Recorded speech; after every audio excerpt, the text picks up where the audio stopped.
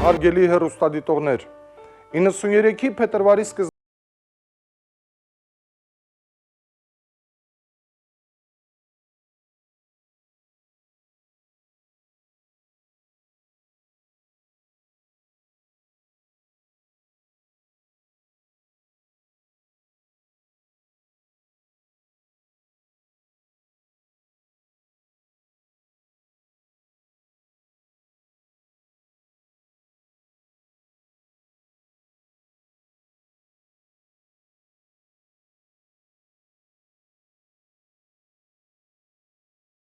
այդ թվում դադիվանքի նշանավոր վանական համալիրը։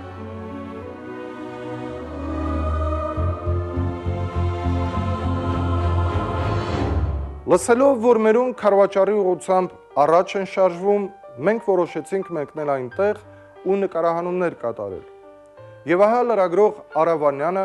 օպերատոր Գյորգի Ղազարյանը եւ ես ԼՂՀ ինքնապաշտպանության բանակի բժշկական ծառայության պետ Վալերի Մարությանի եւ մի քանի բուժաշխատողների հետ նրանց մեքենայով մեկնեցինք վերջերս ազատագրված Դրմբոն, որտեղ տեղակայված էր հոսպիտալը։ Իսկ թե ինչ եղավ հետո, կարող եք իմանալ դիտելով մեր պատրաստած հաղորդումը։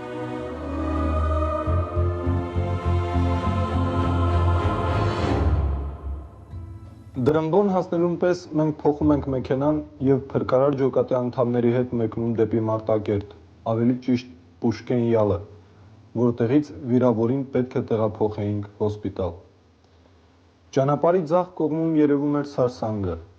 որը ոչ միայն հիդրոհանգույց է մեզ համար, այլև լիճ։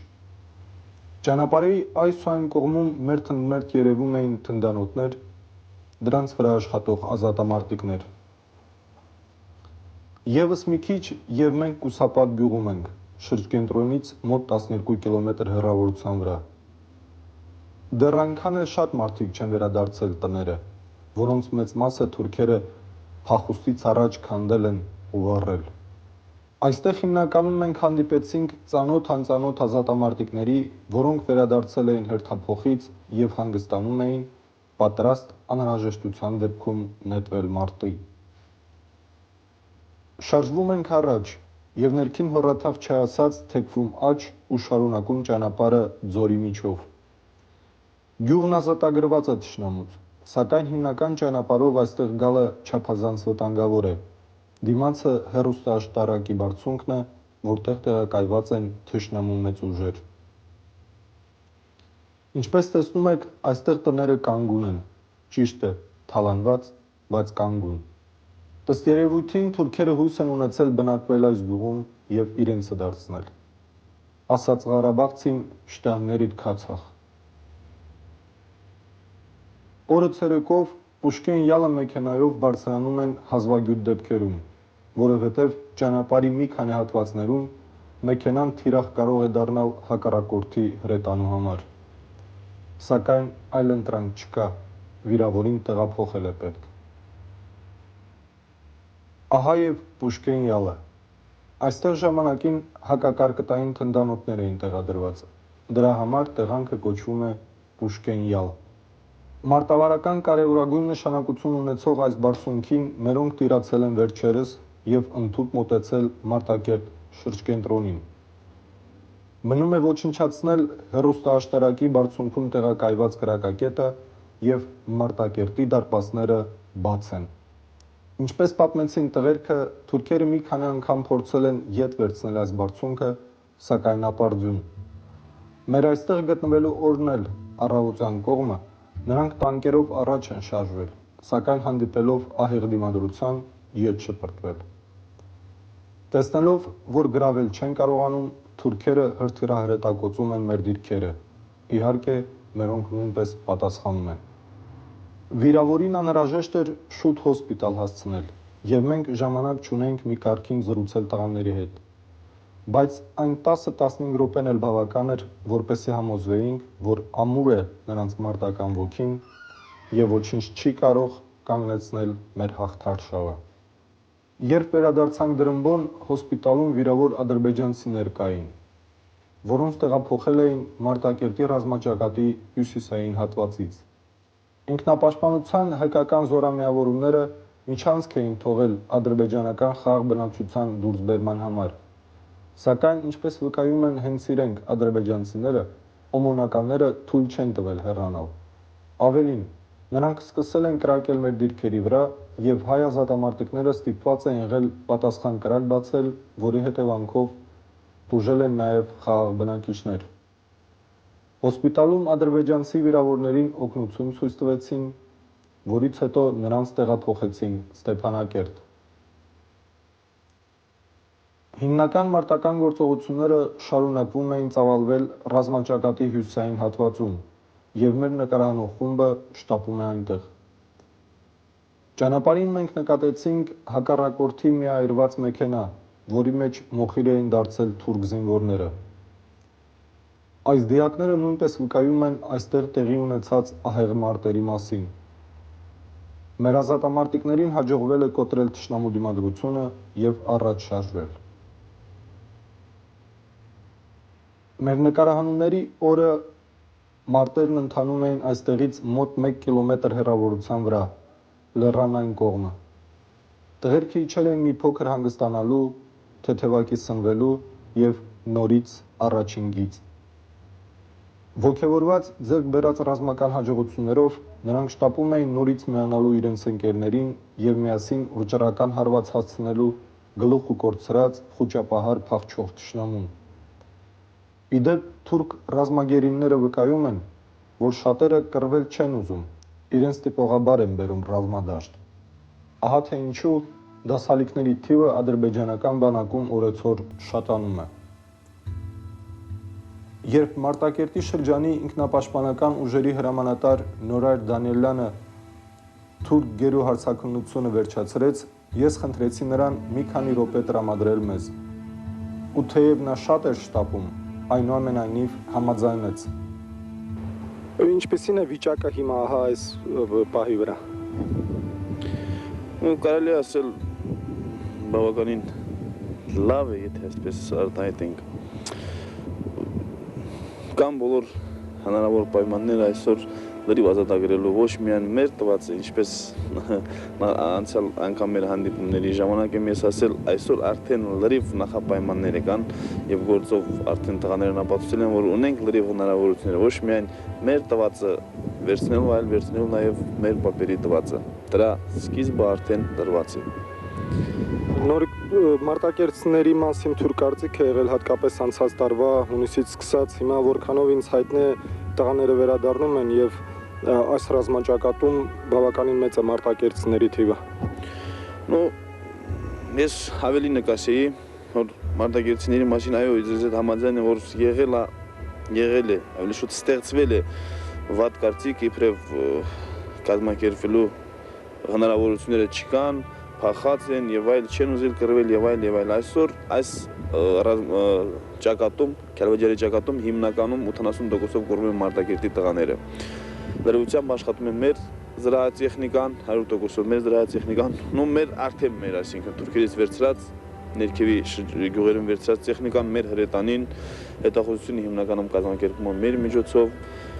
Տղաները կարելի ասել Չարեկտար գյուղի արտադրման, Նարեշտար, Աղդաբան գյուղերում ուղղակի հրաշքներ են գործել, հրաշքներ։ 5-պատիկ, 10-պատիկ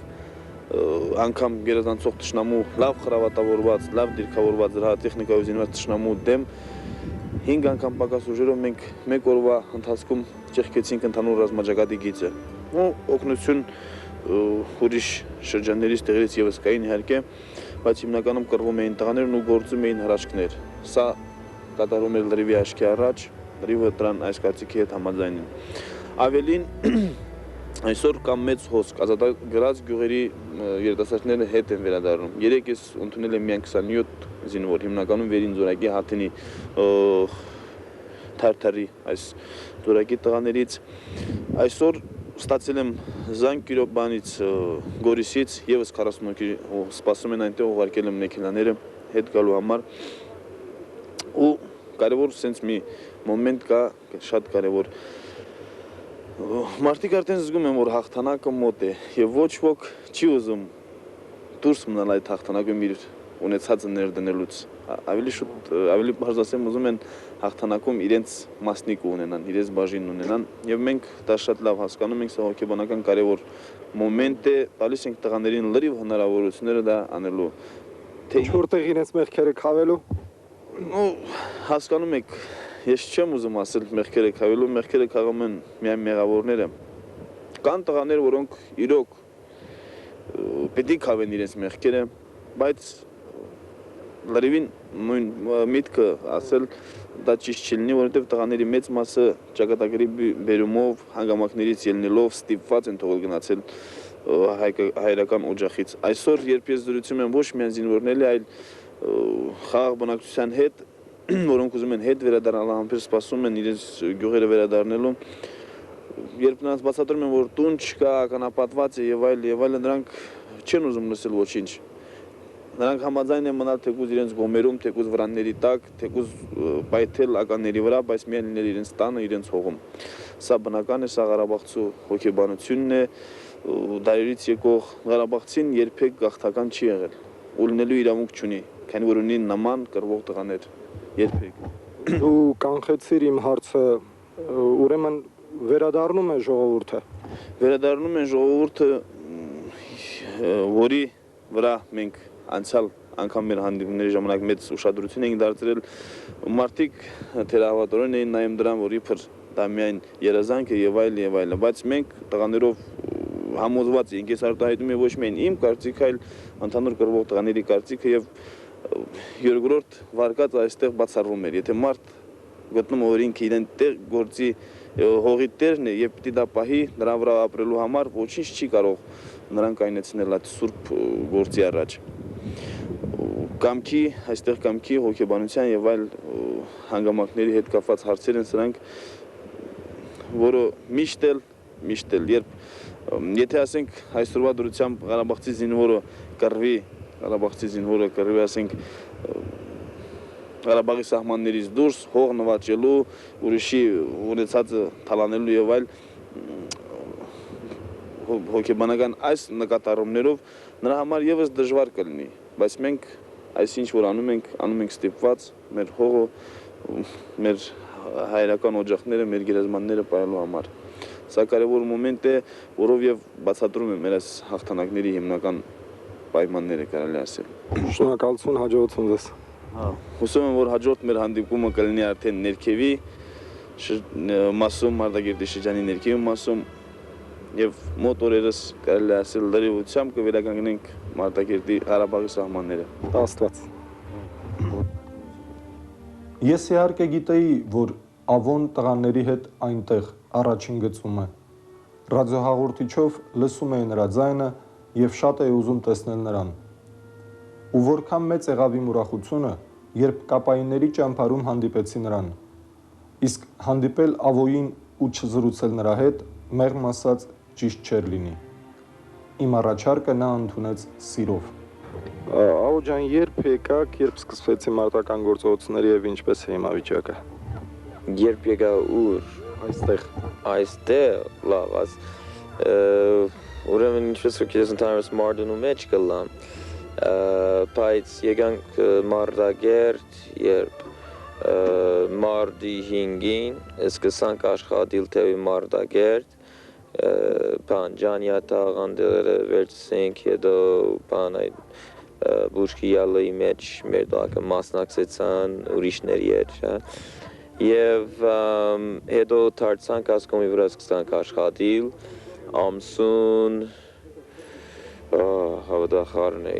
ամսուն 27-ին, եթե չի սխալ եմ, ուրեմն ամսուն 27-ին սկսանք, բայց շատ հաջող չանցավ, ամսուն 29-ին վերը սկսանք, եւ սկսանք գողած առաջ երթալ։ Հիմա հասած ենք մինչեւ Կիրովաբադի ճանապարհը եւ մենք երբ որ ուզենք առաջ կերտանք, հարցանը թե արդյոք ուզենք կամ ոչ, կամ որ պիտի նախընտրենք, որ խաղապնակչությունը ապահով ձևով դուրս ելայացնել են եւ հետո առաջ երթանք, բայց կարծես թե իրենց զինվորականները թույլ չեն տար։ Ուրեմն թերևս նորեն կսկսենք։ Ճանապարհի վրա այստեղ գյուղ չասած որքան ինձ հայտնի է ձեր տանկն է խփվել եւ տղաներն են ձեր զոհվել այնտեղ։ Ուրեմն, այո, 3 հոգի զոհվել են մեր տանկի մեջ, ազնները խփեցին եւ որ չարեկտար կմտնենք, շատ խիստ թիմադրություն ցույց տվին ճշտամիները անդեղ։ Ադորամար ամսուն 27-ին շատ հաջող չանցավ, հետո ամսուն 29-ին նորեն ըրենք, այն ադեն գրցանք իրենց քիծը գդրել եւ առաջ երթալ։ Ովքեր են տղաները ներողությունը։ Տղաները Մաշկալաշյանի անձնագազմն են, արդեն Մաշկալաշյանի BMP 2-ի անձնագազմն 2 հոգի մերան, Փուշկի յալը, այդ թե մարտակերտեն վերև այդ բարձունքը որ գվերցեր։ Մենք տված ենք 7 զոհ Մարտնուշրջանեն, ուրիշ զոհեր եղած են Հադրութեն, Մարտակերտեն, այս վերջին գործողություններու մեջ, բայց մեզ մեր 7 զոհ եւ մի քանի վիրավոր, շատ չեն վիրավորներ։ Այսպեսի մի հարց եւս, դուք հիմա գտնվում եք այստեղ, մարտունն ու պաշտպանությունը ապահով է առանց դες։ Ոչ թե միայն ապահով է, այլ կարողություններ ունի առաջ երթալու,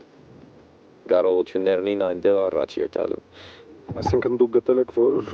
հիմա այս պահին այստեղ ձեր գտնվելը ավելի անհրաժեշտ է, քան մարտունում մնալը։ Այո, այս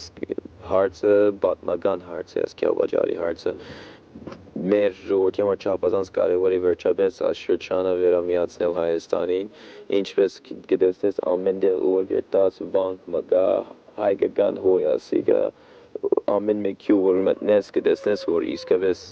հայկական հոյ է եւ չափազանց կարևոր է 3000 քառակուսի կիլոմետր միացնել նաեւ Արցախի բազմությունը բան է որոշիչ թեր կխա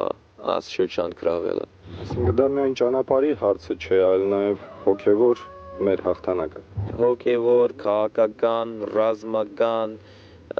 ամեն ցևով շատ կարևոր է այս հաղթանակը տանել։ Շնորհակալություն, հաջողություն։ Ոչ։ Այո, մենք ստիպված ենք մղում այս պատերազմը։ Մղում ենք, որովհետև չենք ուզում, որ մեզ քշեն մեր հողերից։ Մենք ստիպված ենք ընդունելու թշնամու մարտահրավերը։ Ստիպված ենք կռվելու, որպեսզի ապահովենք անվտանգ երթևեկությունը Գորիս Լաչին Ստեփանակերտ մայրուղով, կյանքի ճանապարհով։ Իսկ հակառակորդը փորձում է փակել Արցախը սնուցող միակ զարկերակը։ Ու մեզ ոչ ոք չի կարող մեղադրել, քանզի մարդու ամենամեծ իրավունքը ապրելու իրավունքն է։